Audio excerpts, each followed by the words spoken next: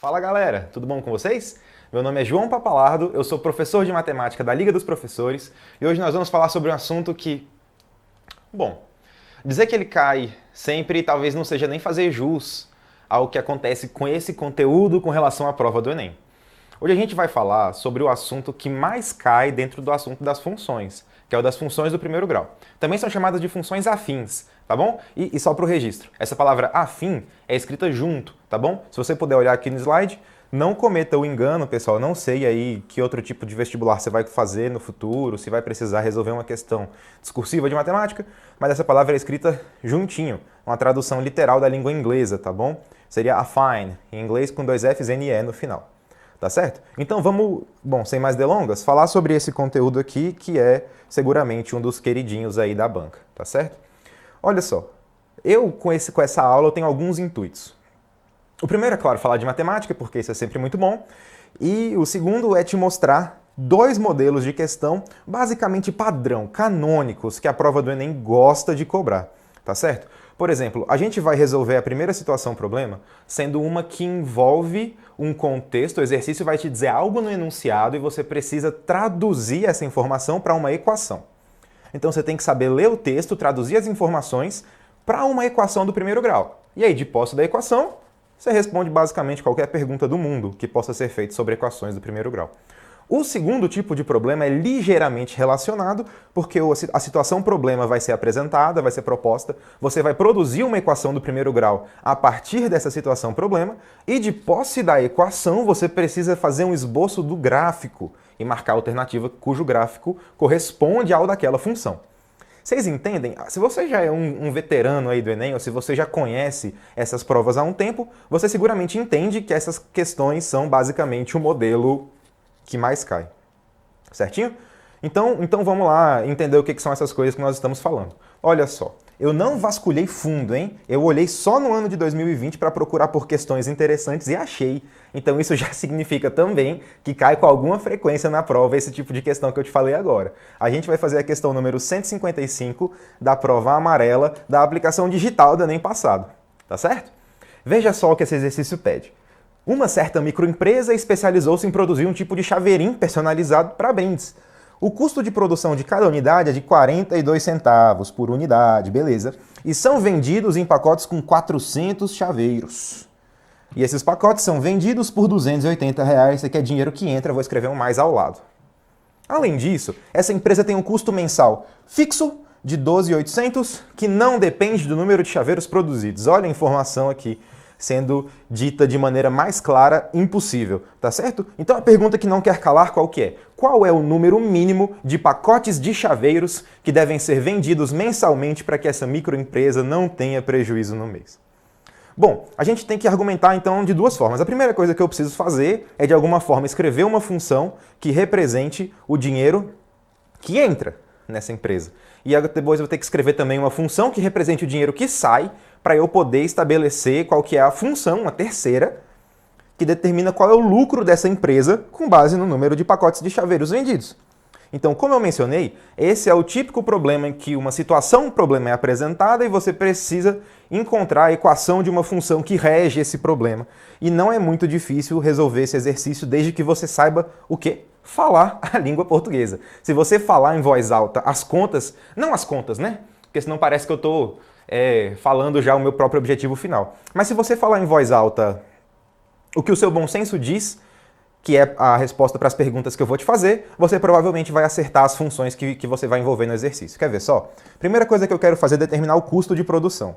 Eu vou dizer, gente, já que o exercício pergunta quantos pacotes de chaveiro que eu tenho que vender, então necessariamente eu vou chamar de minha variável aqui, letra N, por exemplo, vai ser o número de pacotes de chaveiro vendidos.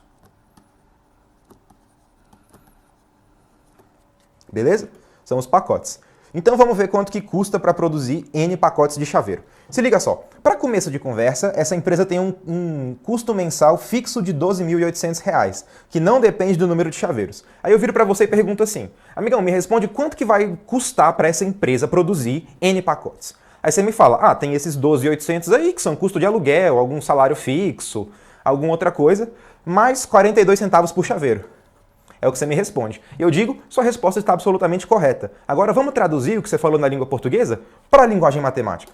Então ele vai ter um gasto de 12.800 fixo mais 42 centavos por chaveiro.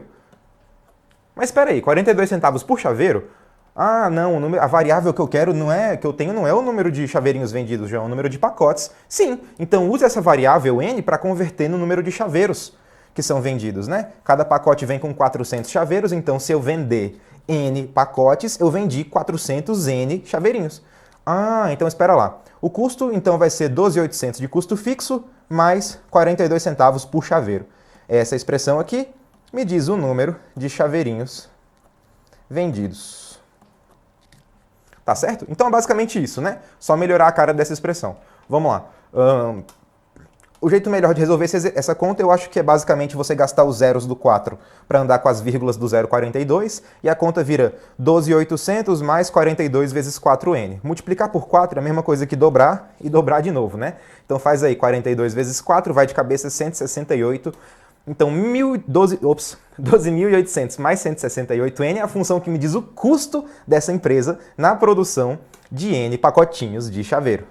E a receita é o dinheiro que entra. De acordo com o enunciado, a única fonte de receita, de renda dessa empresa é com a venda de pacotes de chaveiro. Ela não ganha dinheiro com mais nada, né? Então, basicamente, a conta que vai me dizer quanto dinheiro entra é R$280 vezes o número de pacote. Basta dizer que ela recebe R$280 por pacote para você perceber que 280n é a conta certa. E o lucro? O lucro, nesses exercícios que o Enem e diversos outros vestibulares e concursos cobram, é sempre dado pela diferença entre o dinheiro que entra, a receita, e o dinheiro que sai, o custo. Então eu preciso calcular a receita menos custo. Isso vai ser feito simplesmente fazendo 280 menos a função que é o custo, e aqui eu vou evidenciar, gente, que você precisa colocar esses dois parênteses no início e no final. Tá certo? Não cometam o engano de colocar o parênteses, de não colocar nenhum parêntese, porque senão só o número 12.800 vai ficar com sinal de menos. E o 168n também precisa, tá? Então não se esqueça, eu estou fazendo o custo inteiro negativo. Então você simplesmente tem que escrever receita menos custo, no lugar do custo escreva a função custo inteira. Pronto. Então esse sinal de menos troca o sinal dos dois termos que vêm dentro dos parênteses. Então a nossa conta se transforma em 280n menos 168n menos 12.800. E agora eu preciso calcular essa diferença. Vai de cabeça? Será que vai? Do 168 para o 200 faltam 32. E do 200 para os 280 faltam 80. Então, 32 com 80, 112. Mas veja só, esse é o meu jeito de fazer e eu sempre vou mencionar essa conta durante as minhas resoluções, porque vai que tem algum estudante que é super entusiasta desse tipo de pensamento, que está interessadíssimo ou interessadíssima em diminuir o seu tempo de resolução das questões. Isso pode ser muito útil, né? Então, a nossa função que dá o lucro é 112n menos 12.800. E agora a gente só precisa interpretar o que significa não ter prejuízo. Gente, você concorda comigo que o prejuízo é o lucro negativo? Então, não ter prejuízo é simplesmente ter lucro maior ou igual a zero, né? E aqui eu vou fazer uma observação também que é muito importante. Gente, se eu tive lucro zero, eu tive prejuízo? Sim ou não? A resposta é não.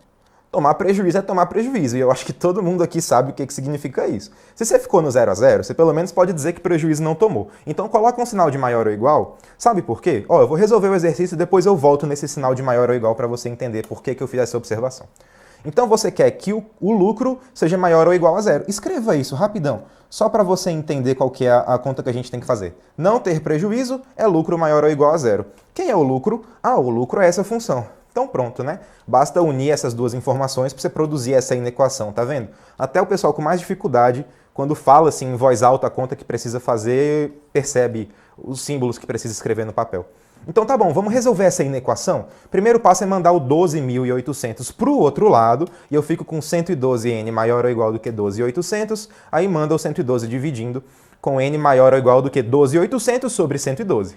Eu sempre gosto de ser preguiçoso nessa prova, de não efetuar as divisões, mas essa daqui não tem jeito, tá? Tive que fazer na mão, deu 114,28. Então, como pelo contexto dá para inferir que não se vende fração do pacote, a empresa ela precisa vender pelo menos 115 pacotinhos para ela ter, então, algum lucro, né? Para ela não ficar no prejuízo. E aí, a gente vai ter que marcar a alternativa E, 115. Mas, só se liga aqui nessa observação, rapidinho. Imagina, eu sei que não foi, tá? O resultado, mas imagina que a gente descobre um resultado assim, n maior ou igual do que 114. Este resultado diria que com 114 pacotes vendidos, a empresa já não teria prejuízo. Eu sei que não é, mas eu só estou fingindo para te explicar por que o maior ou igual é importante. Então, qual que seria a resposta correta? 114 pacotes. Um estudante que pensou que não ter prejuízo é ter lucro positivo, ia colocar aqui no meio um sinal de maior apenas, tá certo? E aí você tem que pegar um número maior do que 114, e o primeiro disponível é o 115. Aí a pessoa ia marcar 115. Só que nesse nosso novo contexto, qual que seria a resposta? 114. Então cometeria um engano. Então não se esqueça, tá, pessoal? Não ter prejuízo é ter lucro maior ou igual a zero. Ficar no 0 a 0 significa não ter prejuízo. Tá certinho? Então esse é o primeiro grande tipo, assim, grande modelo de questão. E um segundo, que eu também não precisei garimpar muito para encontrar, o que já significa que cai com frequência, é esse tipo de exercício em que você é apresentado para uma situação, problema, depois você converte a situação numa função de primeiro grau, você escreve a lei da função explicitamente e depois precisa decidir qual dos gráficos apresentados é o melhor, é o único que representa aquela função. Então veja essa questão aqui. Questão 175. O valor cobrado por uma corridinha de táxi é calculado assim, né? Da seguinte forma. Somando-se uma coisa chamada bandeirada, é um valor fixo que é cobrado em qualquer corrida, a um certo valor variável que depende da distância que eu percorri. Um exemplo, uma certa empresa de táxi cobra só pela bandeirada o valor de R$ 4,50. Para corridas de até 200 metros é cobrada somente a bandeirada. E para corridas acima de 200 metros, você cobra 2 centavos para cada metro adicional percorrido. Parêntese aqui, rapidão. Você já percebeu que as questões do Enem costumam ser muito realistas, de fato, sabe? Eles costumam usar fatos de verdade. Mas nessa questão aqui, meu amigo, o custo do metro percorrido é de 2 centavos. Então, para você percorrer 1 quilômetro, você gasta R$20. Então, uma empresa de táxi que cobra R$20 por quilômetro, né? Então, assim, fecha parêntese. Para esse absurdo, vamos ler aqui o terceiro parágrafo, olha só o que acontece. Para analisar o valor cobrado em reais em função da distância percorrida em metro, a empresa elaborou um gráfico com uma simulação para uma distância de 600 metros. O gráfico abaixo, que representa o valor da corrida, em reais, em função da distância percorrida, em metros é qual? Tá bom, eu tenho a pretensão sim de calcular explicitamente qual é a cara da função, mas antes eu vou te dizer por que o item A e o item B não podem nem ser uma resposta possível. Veja só, o exercício menciona, gente, que para corridas de até... Aqui, ó, desse abre parêntese. Para corridas de até 200 metros é cobrada somente a bandeirada, até aqui. O que significa isso? Que se eu andar 100 metros, eu tenho que pagar R$4,50. Tá bom, e se eu andar até 200? Inclusive 200 também, né? Ó, aqui esse número é o 0, esse número é o 600. O 200 está em alguma parte, eu tenho certeza disso. Então marca aqui o 200. E liga no gráfico. Você percebe que claramente está dando um valor acima de R$4,50? Tanto no item A quanto no item B, isso é incorreto, gente. E a tradução desse fenômeno para o gráfico tem que ser representado por uma linha horizontal. Eu pintei o item C, mas ele nem é a resposta certa, tá?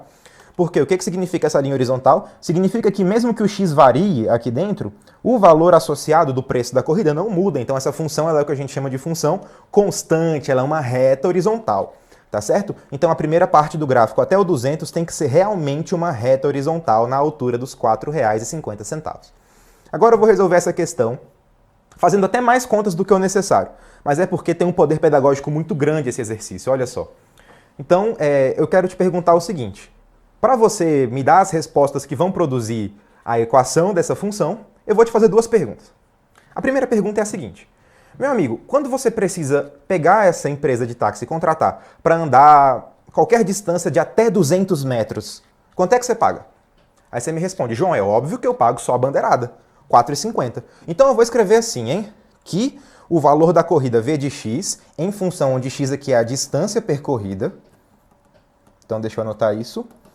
Distância percorrida. Vai ser igual a R$4,50 para qualquer valor de x menor ou igual do que 200. E você respondeu certo.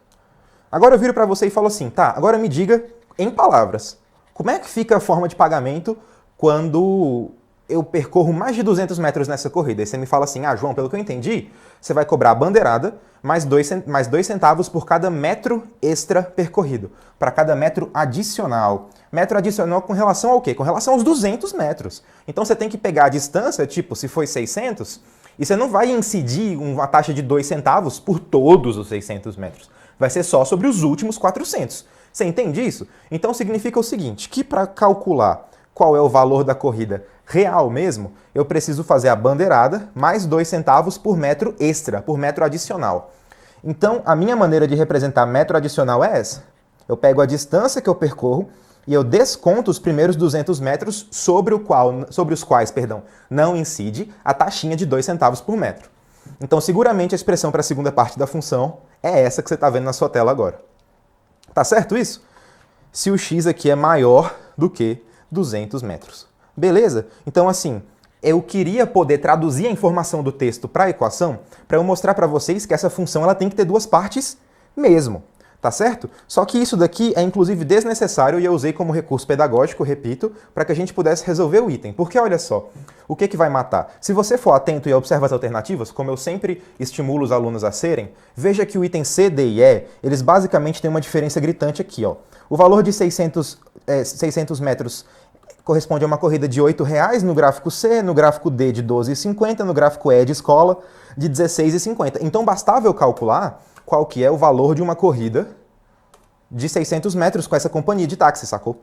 Mas eu fiz questão de produzir isso daqui, repito, para você ter mais material para entender como que essas funções são de fato construídas na prática. Mas então vamos calcular quanto é que fica para andar 600 metros. Olha só, eu tenho que cobrar a bandeirada mais 2 centavos por cada metro extra. Então eu vou escrever 600 menos 200 e óbvio entre parênteses.